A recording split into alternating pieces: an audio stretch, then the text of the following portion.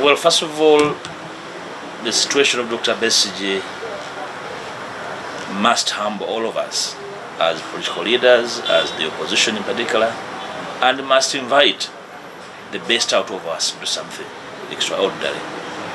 Not merely to have him rescued from the hands of his tormentors, but also to ensure that this does not happen again to anybody, save Dr. Besigye, who has been a victim, not once, not twice, but to ensure that nobody, no citizen, is treated in this most inhuman and degrading treatment.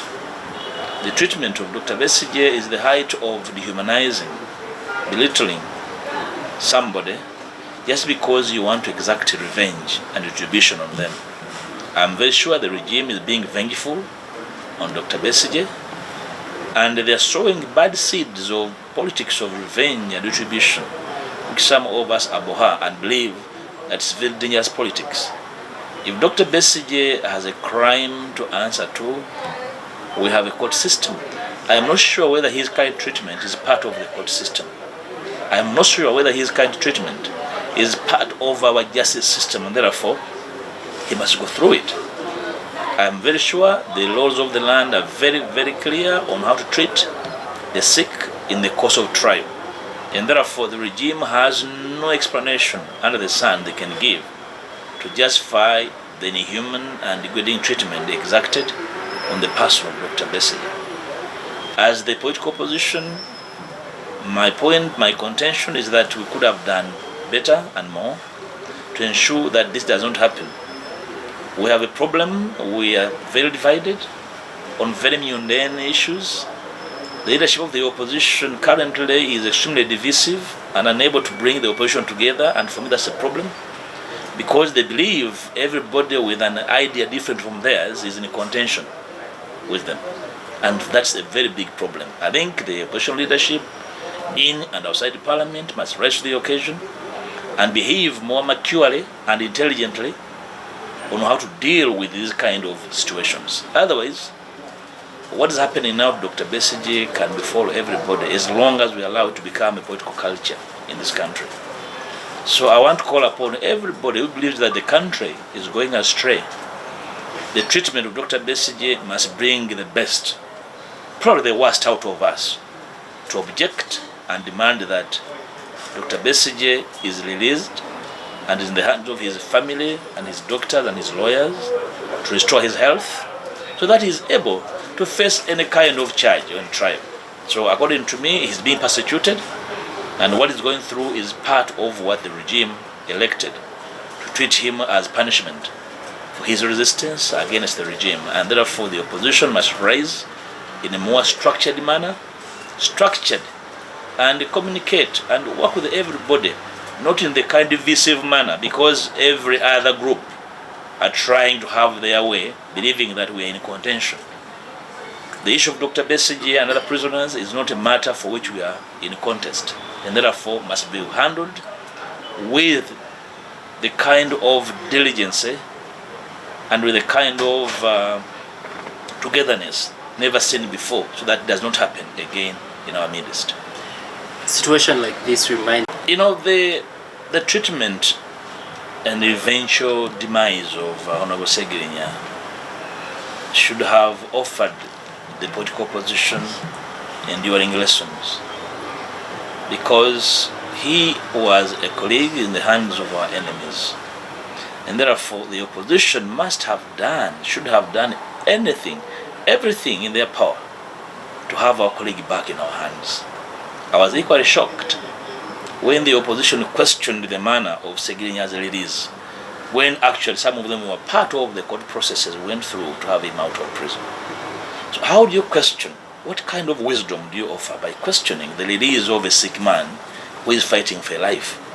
I hope when eventually we have Dr. Besigye out of prison and back to his family, friends and his doctors, the same group not question that his release was a negotiation. I do not actually understand how some people think and reason.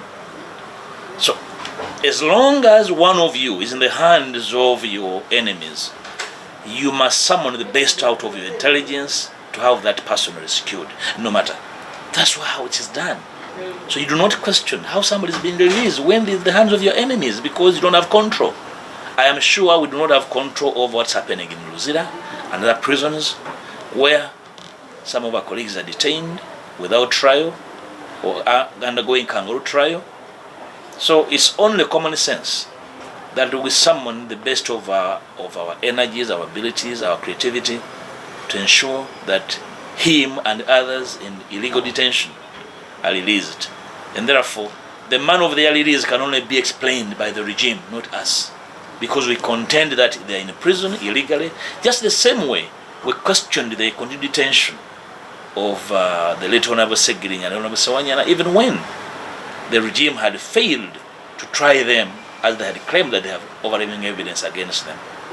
So it's a no-brainer for anybody to question when somebody is released when they're in illegal detention, unless that some person is grandstanding and therefore has no locus over which to stand their politics.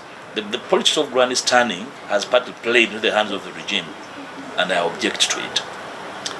On the issue, personally, I think that the options available and the option which was taken up by Dr. Kiiza Besigye is a real option for any of us who may find ourselves being incarcerated for whatever reason. It makes sense that you use whatever tool is available. So on that basis, I agree with the actions he has taken, and it can be any of us. I mean, today it is Kiiza Besigye, tomorrow you don't know, Jimmy Akena may be the one facing the same situation. And on that basis, I really hope that we try to differentiate and separate different issues. There's an area which will have to be addressed at some point, and this involves to what extent do the national security agencies get involved in political activities of political parties. If you recall, back in the 70s, President Nixon was forced to resign when it was discovered he was using state apparatus to try to investigate or try to record what was taking place in the Democrat Party as a Republican. In Uganda, those lines don't exist. A lot of these agencies feel it's their role and duty to support the NRM. They feel they're fused as part of the NRM, but their role must be to serve all the citizens of Uganda. And as such, I hope that this opens people's eyes, and also we try to address this issue that we can have a country where all of us, irrespective of our political opinions, can exercise them and live freely in this wonderful country God has given us.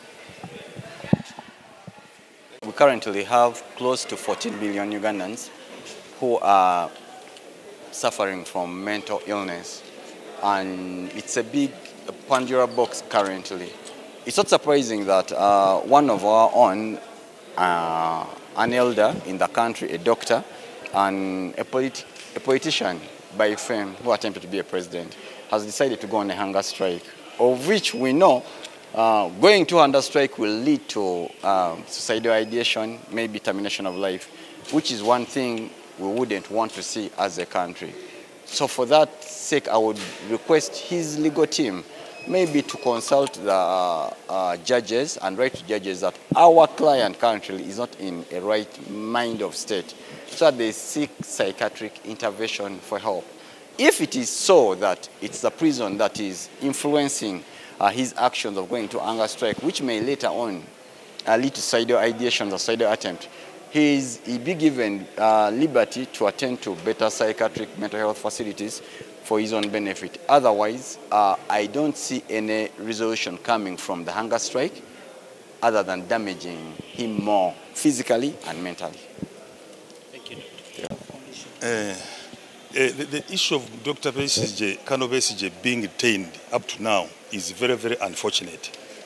It's very unfortunate because we thought that by this time Besigye would be a free man. Because first of all, there are no charges whatsoever on the basis of which Besigye is being held in prison. You know, all those silly charges which they had put on him with the court martial collapsed when the Supreme Court pronounced itself on the constitutional petition of Kabaziguruka. They went down and they became null and void.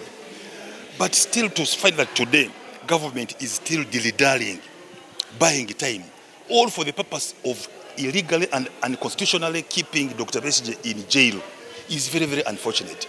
Yet these are people who claim that they obey the rule of law, that they are in charge of a democratic dispensation. But what you see what they are doing, you shudder and you wonder which kind of country this one is, which we are living in. So all of us, most of us are very bitter. Actually, the country generally is very, very bitter to see how the law is being violated, how the things are moving, in such a negative manner. We are all very disappointed. But there's not much we can do except to continue, pointing out these issues openly and broad daylight. Maybe at some stage, those who are concerned will have some sense in their heads and do the right thing. In a good faith. But now, if the president has failed to act, because he can even pass an executive order, after all, they know that they are persecuting him for no good reasons. He can pass an executive order that Besigye should be released immediately. But if that one cannot be done, then it's upon us as Ugandans to come up. Whether you're NRM like me, we march on the streets. Recently we saw the PLU, I thought it was PLE, but now I think it is PLU, marching, talking about corruption. What sort of corruption, if you can try to equate what is happening to Besigye? Where are we heading? So, Ugandans, please, I call upon you, irrespective of your party affiliation, let's come up together. Let us march, if it means going to Ruzira, and we go and demand for immediate release of Dr. Kiiza Besigye. And this goes to the courts of law. We are completely disappointed of you. Because, what are you waiting for? Do you want to wait and see when Besigye is dead and then you make a pronouncement that please release the body of Besigye? We were warned by the commander, by the CDF, when he said one of the gifts we might even get on Heroes Day is to make sure that Besigye will be executed. So now we are worried either they are planning to effect that one before even the Heroes Day, or they've made him to make sure that he can die slowly till that day reaches. But we are hurt, and especially NRM members, whatever is happening to Besigye is going to happen to us. Remember, Besigye was among the founders of NRA, NRM, and he's suffering. What about for us who just boarded while the bus was moving? One, I'm not certain. I have some reservations, because in most cases, we normally see tweets, and we are not certain whether that account belongs to the general. Either it was hacked, so we need to find out. Secondly, we need to find out under what circumstances, when he's tweeting, the condition he is in.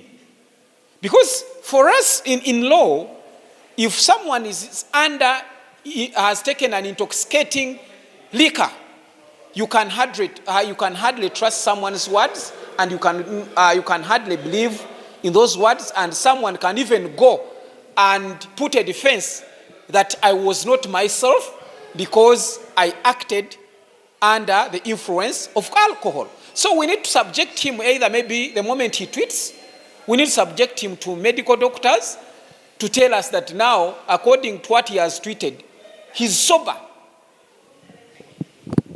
Wants to face again, I think that should not be the embarrassment. Government has all means to stop any person in this country to do any subversive activities if they wanted to do. And today, the Besigye of 2006, the Besigye of 2011, is not the Besigye of today. He's an old man now. Government can stop him from either walk to work or do, but we don't know why the government has continued incarcerating a person of Dr. Kiiza Besigye. And we only demand that Dr. Kiiza Besigye be released such that he's able to get proper treatment. And not only him, all the others whom the court has pronounced on. How long does the DPP take to transfer the files. It should be a short time. First of all, it was illegal for government to have arrested him and taken him to court martial. If they made, and if that was illegal, okay, let us also do another illegal thing by releasing him. And then you can charge him afresh. But what we are seeing today is very unfortunate. No Ugandan should be subjected to that inhumane treatment. So to me, I only appeal to President Museveni, please. Yesterday was Luhum's day, and you heard the message that was put on commemorating Luhum's day, that we should do good to one another. I think let us do good to one another. Let us forgive. If there is anything which has been wronged, please let us not make things worse in this country. So to me, that's an appeal to the president of this country. Let Besigye and those other people be let out. But as a matter of urgency, Dr. Besigye should be let out and he gets proper treatment. It will be very unfortunate for this country for Besigye to die in such circumstances. We don't want to see that. Thank you.